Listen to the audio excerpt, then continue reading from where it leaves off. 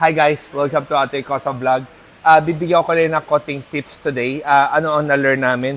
Nagkakabit kami sa Tesla ng no flat only to realize Continental tires pa lang kinakabitan namin. Ang Continental tires, may mga feature din siya na puncture protect na sealant. So, pagbukas namin, ito ang itsura ng puncture proof protect na sealant ng Continental. So, same na may foam.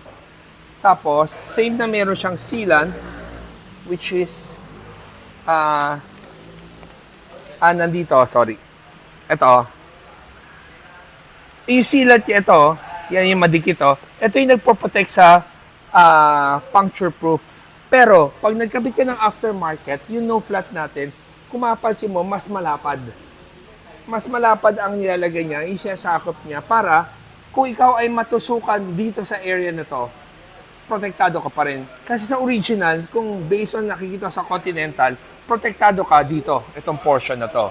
Pero pag dito ka tinamaan, ma-flatan ka din. Pero sa aftermarket, ganun kalapat ang ginagawa natin dahil anything na from dito to dito sa sidewall, pag napakuan ka, wala na talaga tayong magagawa. Talagang ma-flatan ka pa rin.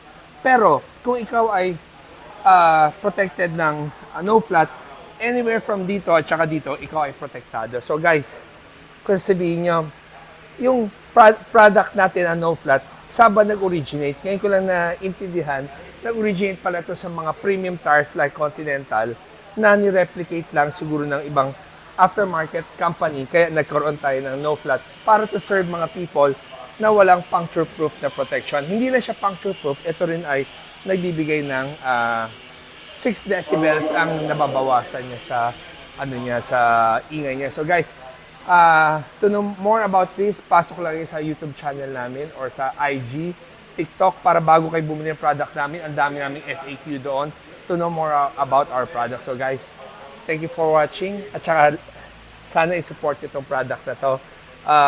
I'm very excited for this product para sa lahat ng commuter na takot bumiyahe ng malayo na lalo yung mga EV na walang spare tire. So guys, thanks for watching and always remember, Jesus loves you and God bless.